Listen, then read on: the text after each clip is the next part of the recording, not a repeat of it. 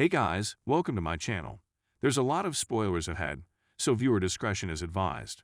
So, let's jump in. The movie today we are going to recap is The Call of the Wild. During the late 19th century, Buck, a large, gentle St. Bernard/Scotch collie, lives contentedly with his master, Judge Miller, in Santa Clara, California. One night, Buck is abducted and shipped to the Yukon aboard a freighter. During the voyage, a crew member beats him as a means of discipline.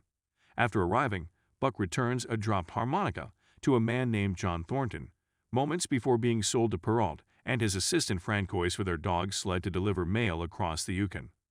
Perrault hopes that with Buck, he can make the long trek to the mail depot before the deadline. Buck is introduced to the other dogs, including the vicious pack leader, a husky named Spitz. Throughout their travels, Buck gains the loyalty and trust of Perrault, Francois, and the other sled dogs, after proving himself along the way and even rescuing Francois, antagonizing Spitz. Buck begins experiencing ancestral spiritual visions of a black wolf that acts as his guide throughout their travels.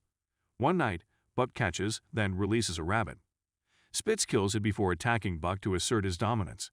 Spitz seems to win, until the rest of the pack encourage Buck. Buck pins Spitz down, displacing him as pack leader. Spitz then disappears into the wild. Perrault grudgingly makes Buck the lead when no other dog assumes the position. Buck's speed and strength allow the sled to arrive with the mail on time. There Thornton hands over a letter he has written to his former wife expressing his feelings about their dead son. When Perrault returns, he learns the mail route is being replaced by the telegraph, forcing him to sell the dogs. Hal, a mean-spirited and inexperienced gold prospector, buys the pack and gradually works them to exhaustion, carrying a heavy load in weather unsuitable for sledding. The exhausted dogs stop to rest before Hal can force them to cross an unstable frozen lake.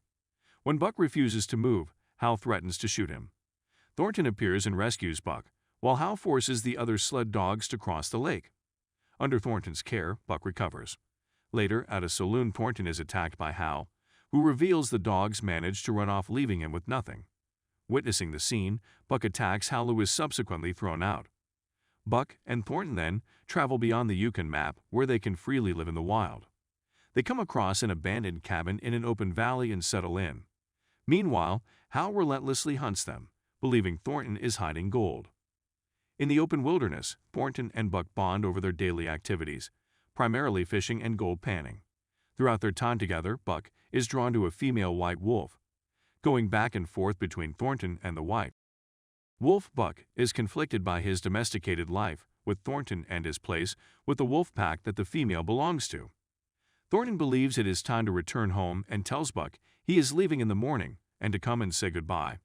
Buck heads into the forest and sleeps beside the white wolf, clearly conflicted.